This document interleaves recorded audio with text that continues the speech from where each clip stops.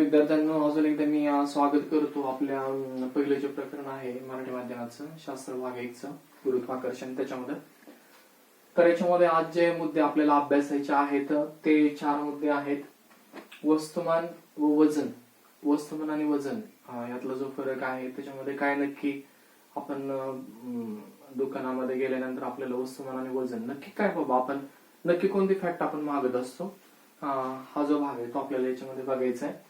त्याच्यानंतर आपल्याला बघायचं तो गुरुत्वीय लहरी, ग्रॅव्हिटेशनल वेव्ह जे आहेत गुरुत्वीय लहरी त्या म्हणजे काय, त्याचा शोध कुणी लावला, त्याचा उपयोग काय, त्याच्यासाठी प्रयत्न कसे झाले आणि त्याचं संशोधन कशा पद्धतीने झालं हे आपल्याला बघायचंय. त्याच्यानंतर आपल्याला पुढचा भाग बघायचा तो म्हणजे मुक्त पतन, फ्री फॉल. मुक्त पतन म्हणजे काय, नक्की मुक्त पतन कधी घडतं आणि हे घडत असताना कोणकोणते गोष्टी असतात की ज्या परिणाम करत असतात मुक्त पतनाला अडथळा जे आहे ते निर्माण करत असतात, हे कधी घडतं हे आपल्याला बघायचं आहे. आणि त्याच्यानंतर आपल्याला शेवटचा मुद्दा बघायचा आहे तो म्हणजे माहित आहे का तुम्हाला याच्यामध्ये गॅलिलिओ गॅलिली नावाचा जो शास्त्रज्ञ आहे त्याने जे काही संशोधन त्यांनी जो काही प्रयोग केला इटलीच्या पिसा या गावामध्ये त्याच्याविषयी चर्चा आपल्याला करायची आहे. आपण त्यावेळेस ते बोलूया. तर सुरुवातीला आपण भाग बघायचा तो म्हणजे वस्तुमान आणि वजन. वस्तुमान आणि वजन याच्यामध्ये जो फरक आहे किंवा नक्की वस्तुमान कशाला म्हणतात, वजन कशाला म्हणतात तो आपल्याला बघायचा. आता तुम्हाला सगळ्यांना माहिती आहे वस्तुमान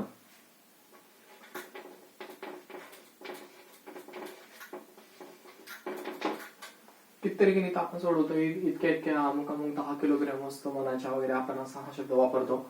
तर वस्तुमान म्हणजे काय की त्या द्रव्यामध्ये असणारा, त्या पदार्थामध्ये असणारा द्रव्य संचय, त्या पदार्थामध्ये असणारा जो द्रव्य संचय आहे त्याला आपण वस्तुमान असं म्हणतो. जो घटक जो बनलेला आहे, ज्या भागांनी, ज्या कणांनी, ज्या घटकांनी हे सगळे एकत्रित झालेलं आहे तो म्हणजेच त्या पदार्थाचं वस्तुमान आपल्याला हे करायचंय, मानायचंय. आणि त्याचबरोबर म्हणजेच थोडक्यात काय तर द्रव्य संचयाचे मापन म्हणजेच वस्तुमान. आता वस्तुमानाचं एकक काय, वस्तुमानाचं जे एकक आहे एसआय पद्धतीमध्ये ते किलोग्रॅम आहे आणि सीजीएस पद्धतीमध्ये ग्रॅम आहे. एसआय पद्धतीमध्ये एकक जे वस्तुमानाचं आहे ते किलोग्रॅम आहे, सीजीएस पद्धतीमध्ये आहे ते ग्रॅम आहे. त्याच्यानंतर आपल्याला ती कशी राशी आहे, ती अदिश राशी.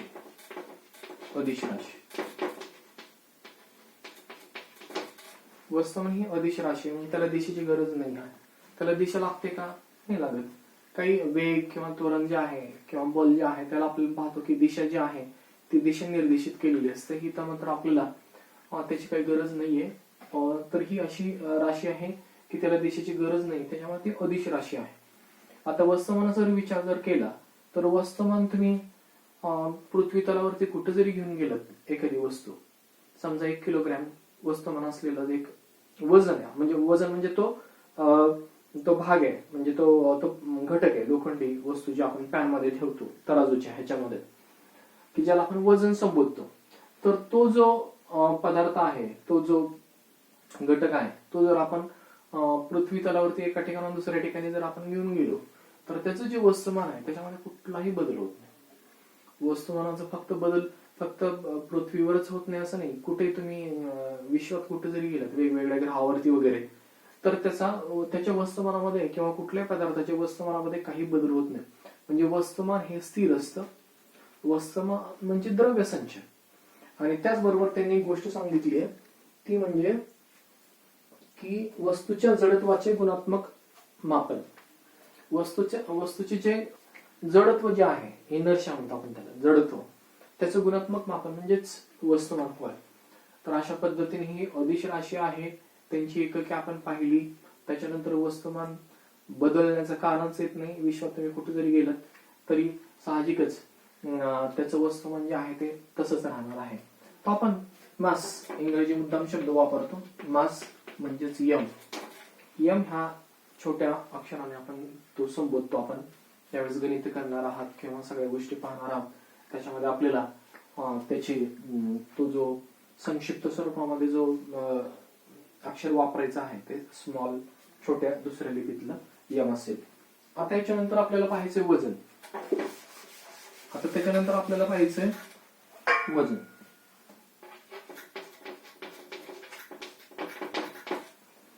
आता वजन पाहतो म्हणजे काय की वजन म्हणजेच आपण त्याला डब्ल्यू म्हणतो, वेट. बरोबर आहे.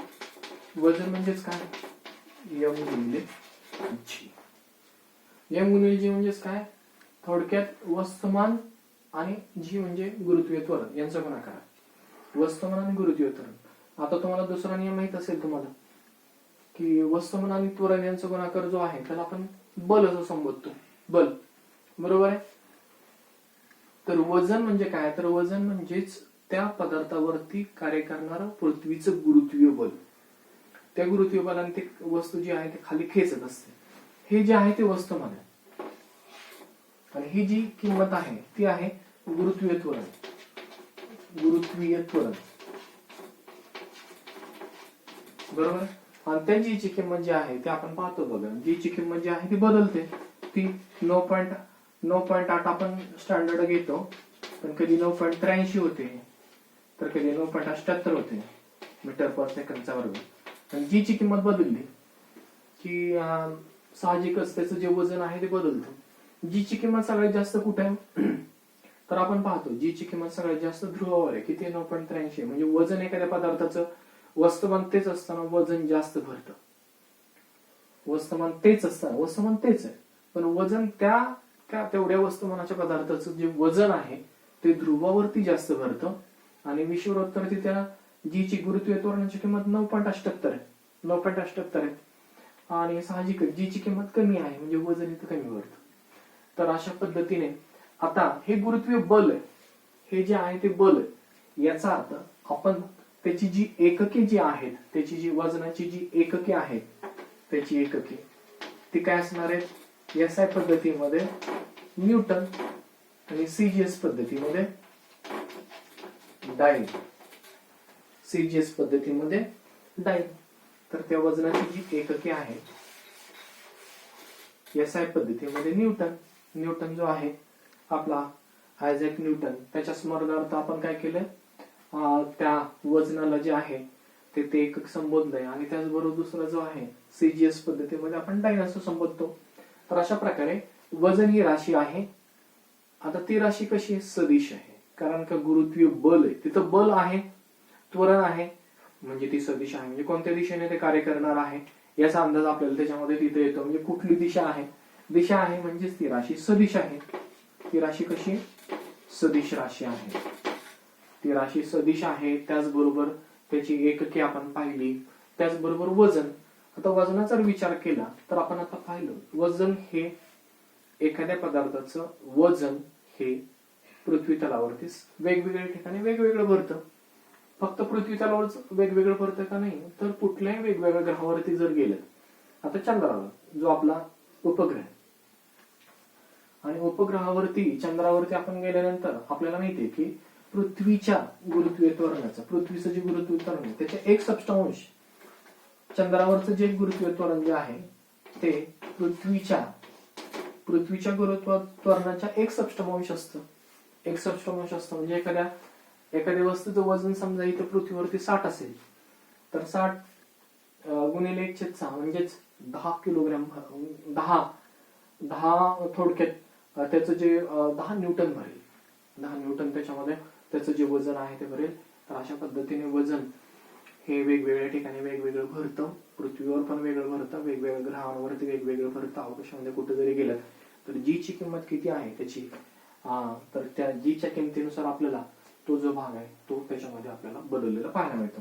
तर अशा प्रकारे वजन आणि वस्तुमान, वजन वेगवेगळ्या ठिकाणी बदलते, वस्तुमान हे बदलत नाही.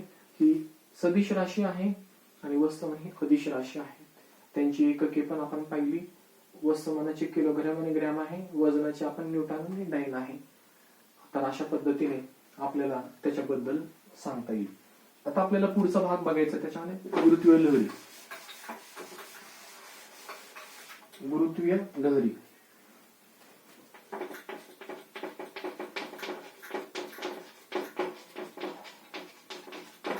आपण पाहतो बघा, समजा पाण्याचा जलसाठा आहे, त्याच्यामध्ये आपण जर दगड टाकला, समजा हे तलाव आहे किंवा विहीर आहे, अशी विहीर आहे असं समजा, आणि जर एखादी जर दगड टाकला तर अशा ज्या लहरी आहेत त्याच्या एककेंद्रीय वर्तुळाच्या अशा लहरी ज्या आहेत त्याच्याच शेवटपर्यंत काठापर्यंत अशाच जातात, लांबपर्यंत जातात, अशा वाहत वाहत वाहत जातात. बरोबर, तुम्ही पाहिलं असेल या सगळ्या गोष्टी. तर अशा पद्धतीने गुरुत्वीय लहरी ज्या आहेत त्या कशा बाबतीत कशा आहेत त्याची आपल्याला थोडीशी माहिती घ्यायची त्याच्यामध्ये. तर तुम्ही दगड टाकल्यानंतर लहरी पाहायला मिळतात. त्याच्यानंतर आपण काय करतो की लहान मुलं बसल्या बसल्या दोरीची दोन्ही टोकं पॅक करतात आणि तंतुवाद्यासारखं त्याचं वाजवतात ते, कारण ते त्याच्यामध्ये लहरी जे आहेत ते जे स्पंदन जे आहे ते त्याच्यामध्ये तयार होत असतं. बरोबर आहे. तर होतं काय माहितीये का, प्रकाश हा देखील, आता प्रकाश हा माहितीये, प्रकाशाचा जो स्रोत आहे आपला तो कोणता आहे, सूर्य. सूर्यापासून आपल्या पृथ्वीपर्यंत प्रकाश येण्यासाठी लागणारा कालावधी जवळपास 7 ते 8 मिनिटाचा आहे टेंटेटिव्हली, मला नक्की माहित नाही, पण तुम्ही गुगलच्या पुस्तकामध्ये पाहता. तर सूर्यापासून पृथ्वीपर्यंत आपला प्रकाश येतो. बरोबर, तो येत असताना एक प्रकारच्या लहरी असतात, त्यालाच विद्युत चुंबकीय लहरी असं म्हणतो. त्याला काय म्हणतो, विद्युत चुंबकीय लहरी. विद्युत चुंबकीय लहरी. आता विद्युत चुंबकीय लहरीमध्येच आपल्याला वेगवेगळ्या प्रकारच्या ज्या लहरी आहेत त्याची तरंग लांबी किती, त्याच्या वारंवारता किती, याच्यानुसार आपल्याला त्याच लहरी म्हणजे विद्युत चुंबकीयमध्येच वेगवेगळे जे लहरी आहेत त्या अवकाशातून येत असतात वेगवेगळ्या ठिकाणावरून. फक्त सूर्य नाही, सूर्य हा फक्त एक आपल्या सूर्यमालेतील केंद्रस्थानचा एक तारा आहे, पण वेगवेगळ्या, तुम्हाला माहिती आहे, वेगवेगळ्या आकाशगंगा असतात, वेगवेगळे अवकाशामध्ये कितीतरी असे भाग आहेत किंवा अशा काही घटना आहेत किंवा वस्तू आहेत की तिथून जे आहे दोन ब्लॅक होल म्हणतो आपण त्याला, ब्लॅक होल सुद्धा एकमेकांवरती आदळल्यानंतर किंवा काही गोष्टी झाल्यानंतर आपल्याला त्याची प्रचिती येते.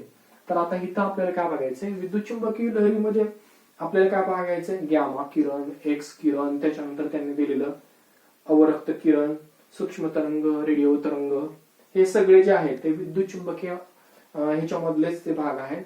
तर खगोलीय वस्तू काय करतात, खगोलीय वस्तू या अशा पद्धतीच्या ज्या लहरी असतात विद्युत चुंबकीय लहरी, हा सूर्य आहे, हे सगळे विश्व आहे, तर कुठून तरी अशा ज्या लहरी आहेत त्या आपल्यापर्यंत पोहोचतात. जसं आपण पाहतो बघ की रेल्वे स्टेशनवरती कुठंतरी लाऊडस्पीकर वरती अनाउन्सिंग असते, अमुक अमुक ट्रेन फार लांबून असते, पण तो जो आवाज आहे तो इथपर्यंत आपल्याला हळूहळू आपल्याला ऐकू येतो आणि वेळ लागतो, थोडाफार अंतर आहे त्याच्यामुळे वेळ लागणारच आहे. तर अशा पद्धतीने अवकाश क्षेत्रामध्ये, अवकाशामध्ये ज्या काही वस्तूंचे जे काही आदळआपट होते, थोडक्यात जसं पाण्यात एखादी दगड टाकल्यानंतर ती लहर सगळ्या बाजूंना अशी पसरत जाते, लांबपर्यंत असते, तर अशा पद्धतीनंच ह्या ज्या लहरी आहेत विद्युत चुंबकीय लहरी त्या आपल्यापर्यंत पोहोचतात. तर त्यालाच त्याचं जे संशोधन जे आहे ते अल्बर्ट आइन्स्टाईन नावाचं जो शास्त्रज्ञ आहे, अल्बर्ट आइन्स्टाईन, त्याने 1916 साली त्यांनी असं सांगितलं की हे सगळे जे विश्व आहे ते असं विणलंय जाळ्यात. जसं आपण एखादी सतरंजी असते, आपण एखादा असं झटका देतो मग त्याच्यात लहरी तयार होतात. इथं झटका दिला की त्या लहरी अशा तरंग तिथपर्यंत जातात, त्या दोरखंड असतो असा झटका देतो मग ते तिथपर्यंत येतात, त्याला वेळ लागतो, भरपूर वेळ लागतो.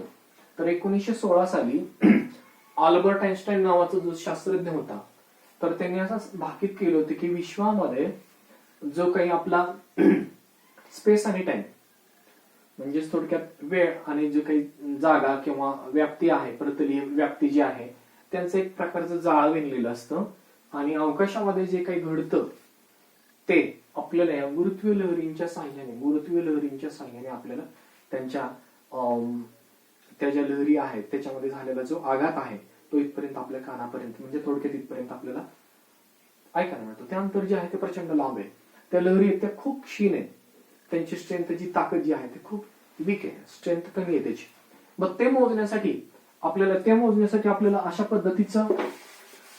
पद्धतीचं उपकरण पाहिजे की त्याची ताकद जी संवेदन क्षमता जी आहे ती प्रचंड पाहिजे आणि ते अमेरिकेच्या कॅलिफोर्नियाच्या भागामध्ये ते आपल्याला पाहायला मिळतो. आपण त्याला लिगो म्हणतो. लिगो. आता लिगो म्हणजे काय, तर लिगो म्हणजे त्यांनी सांगितल्या पद्धतीने लेझर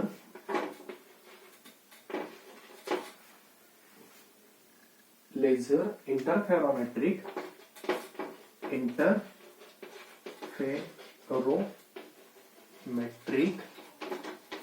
ग्रॅव्हिटेशनल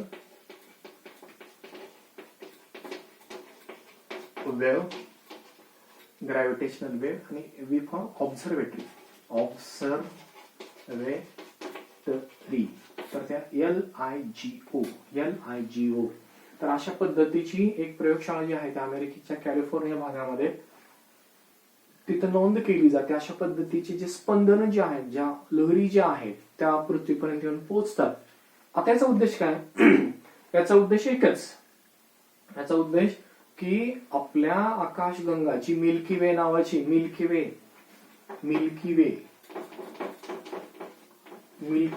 वे नावाची जी आकाशगंगा आहे त्या आकाशगंगेशिवाय कितीतरी अजून वेगवेगळ्या आकाशगंगा आहेत आणि तिकडनं अशा प्रकारच्या लहरी ज्या आहेत, स्पंदन जे आहेत ते आपल्यापर्यंत येऊन पोहोचतात. कितीतरी लाखो करोडो प्रकाश वर्ष इतक्या अंतरावरती आहेत, त्या यायला वेळ लागतात. तर 1916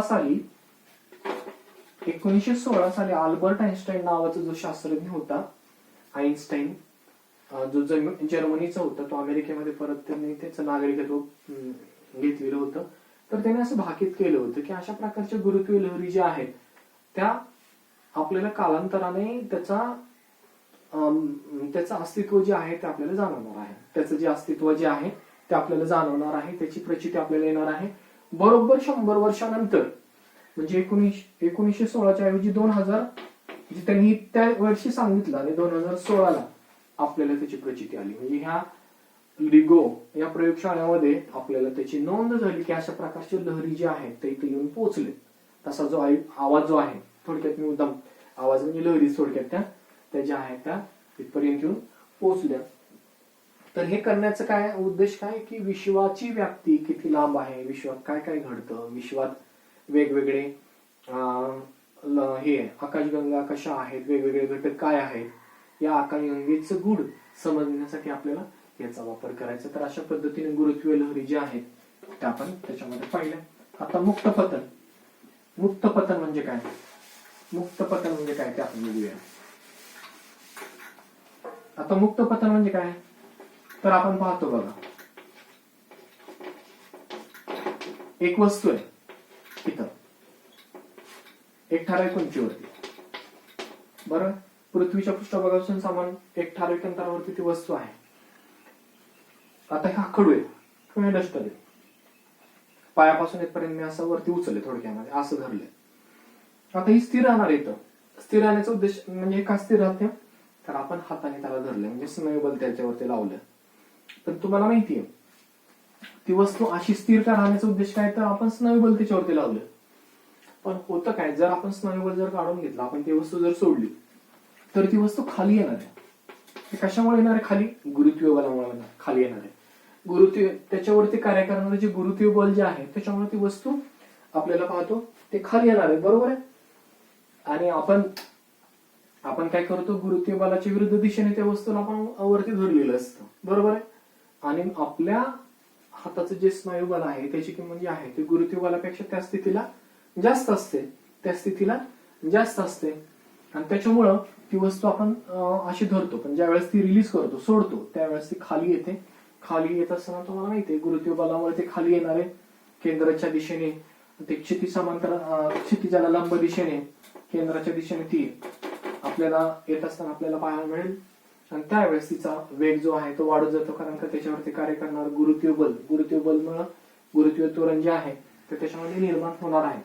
अशा पद्धतीने एखादी वस्तू ज्यावेळेस खाली येते फक्त गुरुत्वीय बलामुळे, त्यावेळेस आपण त्याला मुक्त पतन असं म्हणतो. एखादी अवकाशातून वस्तू खाली येणे फक्त गुरुत्वीय बलाच्या आधारे त्यावेळेस मुक्त पतन आपण म्हणतो.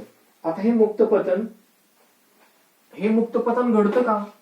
हे मुक्त पतन आपल्या अवकाशामध्ये असं घडतं का हे आपल्याला बघायचं. तुम्हाला माहितीये एखादी वस्तू ज्यावेळेस अवकाशातून खाली येते त्यावेळेस हवेचा रोध असतो, त्याला हवा तुम्हाला माहितीये कल्पना चावला ज्या वेळेस त्यांचं जे स्पेस शटल जे आहे ते खाली वायुमंडलामध्ये आलं त्यावेळेस ते हवेचं आणि त्याचं घर्षण झालं आणि त्याच्यानंतर काय झालं तुम्हाला माहितीये. तर हवेचा रोध असतो, हवेचा एक प्रकारचा रोध असतो, त्याच्यामुळे ती वस्तू ज्यावेळेस त्या आवरणामध्ये येते त्यावेळेस रोध निर्माण होतो आणि त्याच्यामुळे घर्षण होतं. बरोबर, त्याच्यामुळे घर्षण असतं. आणि त्याच्याशिवाय खालून वरच्या दिशेने कार्य करणार एक प्लावक बल असतं. प्लावक बल तुम्हाला माहिती आहे, पोहायला गेल्यानंतर आपण पाहतो बघा की उडी टाकल्यानंतर ज्याला पोहायला येत नाही तो सुद्धा वरती येतो. कारण का, खालून वरच्या दिशेने उत्प्रणोद जो आहे, प्लावक बल जे आहे ते खालून वरच्या दिशेने कार्य करतं आणि तो जो व्यक्ती जसा वरती येतो तसंच या वस्तूवरती कार्य करणार बल असतं. तर अशा पद्धतीने आणि हे कधी घडतं, हे जे आहे हे कधी घडतं, तर हे आपल्याला पाहायला मिळतं हे फक्त निर्वात ठिकाणी घडतं. इथं जिथं हवा आहे तिथं घर्षण आहे, हवेचा रोध आहे. बरोबर आहे, हवेचा रोध आहे आणि त्याचबरोबर प्लावक बल त्याच्यावरती कार्य करणार आहे. त्याच्यामुळे हे जिथं हवेचं माध्यम आहे तिथं हे घडणं शक्य नाही, पण निर्वातामध्ये हे गोष्टी शक्य आहेत. आता ज्यावेळेस वस्तू आपण वरून खाली सोडतो आणि मुक्त पतन असतं, वरून खाली सोडतो त्यावेळेस आपल्याला काय करायचंय, काही सूत्रांमध्ये बदल करायचा. आता तुम्हाला माहिती हे पहिलं सूत्र v बरोबर u अधिक at, पण u म्हणजे सुरुवातीचा वेग हा 0 आहे म्हणून v बरोबर आणि g ची किंमत, a ची किंमत आपल्याला काय घ्यायची, a ची किंमत g घ्यायची. म्हणजे वस्तू ही गुरुत्वीय बलामुळे खाली येते त्याच्यामुळे a च्या ठिकाणी g ठेवायचं, u च्या ठिकाणी 0 ठेवायचं. म्हणजे तयार होणारी समीकरण काय होणार आहे, पहिलं समीकरण काय होणार आहे, v बरोबर gt, v बरोबर u बरोबर 0 म्हणजे e बरोबर gt. त्याच्यानंतर s बरोबर ut अधिक 1/2 at वर्ग, ut अधिक 1/2 at चा वर्ग. मग ते तयार कसं होणार, ते कसं तयार होणार, परत ते तयार होणार u म्हणजे 0 म्हणजे 0 अधिक 1/2 gt चा वर्ग, 1/2 gt चा वर्ग. आणि जो शेवटचा आहे v चा वर्ग बरोबर u वर्ग अधिक 2as. आता u 0 आहे म्हणजेच v चा वर्ग, v म्हणजे अंतिम वेग, v चा वर्ग बरोबर 0 अधिक 2gs. अशा पद्धतीने v बरोबर ut चं v बरोबर gt होणार, s बरोबर ut अधिक 1/2 at चा वर्ग बरोबर s बरोबर 1/2 gt चा वर्ग होणार आणि v चा वर्ग बरोबर u वर्ग अधिक 2as. या ठिकाणी v वर्ग बरोबर 2gs. तर अशा पद्धतीने जो बदल आहे तो त्याच्यामध्ये होणार.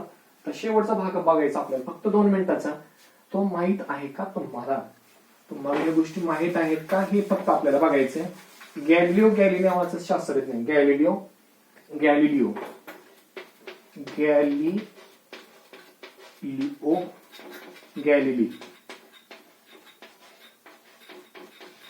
तो इटालियन शास्त्रज्ञ आहे. त्याने काय केलं, तर त्यांनी असं केलं की इटलीमध्ये एक झुलता मनोरा आहे, असा कललेला, असा पाहिजे तो असा कललेला. तिथून 2 वेगवेगळ्या वस्तुमानाचे पदार्थ जे आहेत ते खाली सोडले, 2 वेगवेगळ्या वस्तुमानाचे पदार्थ खाली सोडले आणि सोडल्यानंतर एक मोठा आहे त्याच्यापेक्षा, ए आणि बी जर असतील तर ए लहान आहे, बी हा मोठा आहे. आणि ज्यावेळेस त्यांनी वरून खाली ज्यावेळेस सोडले त्या पिसा या गावामध्ये, गावाचं नाव काय, पिसा, इटलीतलं पिसा गाव. आणि त्याच्यामुळे असं लक्षात आलं की दोन्ही वस्तू ज्या आहेत ते एकाच वेळेस इथे येऊन पडल्या. पण जर आपण हा प्रयोग जर आपण केला किंवा एखादं पीस, एखाद्या पक्षाचं पीस आणि एखादी वस्तू हे जर आपण सोडले तर ते एकाच वेळेस का येत नाहीत खाली, एकाच वेळेस का खाली येत नाहीत, तर पिसावरती कार्य करणार जे काही हवेचा जो रोध आहे, हवेचा रोध आणि त्याचबरोबर प्लावक बल जे खाली वरच्या दिशेने कार्य करणार आहे तिथं. तर दगडाच्या बाबतीत काय घडतं, दगडाचं वस्तुमान जास्त असतं आणि त्याच्यामुळं होतं काय माहितीये का, रोधापेक्षा आणि प्लावक बलापेक्षा त्याची किंमत जास्त असते आणि त्याच्यामुळे तो चटकन येतो, पीस मात्र येत नाही. पण जर समजा हाच प्रयोग जर आपण निर्वातात केला तर आपल्याला असं पाहायला मिळतो की जे काही पक्षाचं किंवा मोराचं जे काही असेल ते पीस आणि ती जी वस्तू आहे ती एकाच टायमाला जमिनीवरती जे आहे ते आपल्याला आलेले पाहायला मिळते. तर अशा पद्धतीने वस्तुमान व वजन गुरुत्वीय लहरी, मुक्त पतन आणि हा जो काही गॅलिलिओ गॅलिलीचा प्रयोग आहे तो जो आहे तो आपण हा जो भाग आहे तो आपण पाहिला. आता शेवटचा जो मुद्दा आहे तो आपण पुढच्या तासाला घेऊया.